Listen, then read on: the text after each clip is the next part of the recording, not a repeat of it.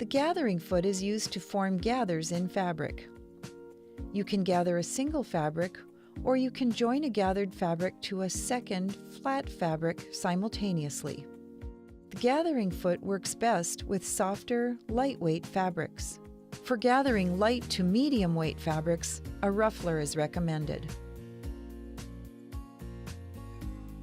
The foot has a slot in the front, which is open on the left but closed on the right. The bottom of the foot comes in contact with the fabric to lock in fullness as you stitch. The gathering foot has its own shank, so it will be necessary to remove the machine's presser foot holder and then attach the gathering foot using a screwdriver. When attaching the gathering foot, be sure that the shank is properly seated on the presser bar, then tighten the screw securely. Turn the hand wheel toward you slowly, checking that the needle is correctly lined up with the opening of the foot.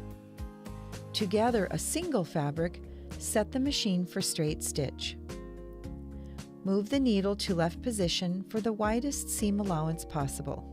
Place the fabric to be gathered under the presser foot and sew. It is helpful to hold the thread tails for 2 to 3 stitches as you get started, sewing at a moderate speed. Longer stitches and increased thread tension will provide the fullest amount of gathering. To gather a fabric and attach it to a second, flat fabric, first place the fabric to be gathered under the foot. Lower the presser foot to hold it in place. Then insert the second fabric into the slot at the left side of the foot. Lower the needle into the fabrics, then start sewing. Silk ribbons or strips of lightweight fabric can be gathered to create texture. Apply to your project with a satin or all-purpose foot.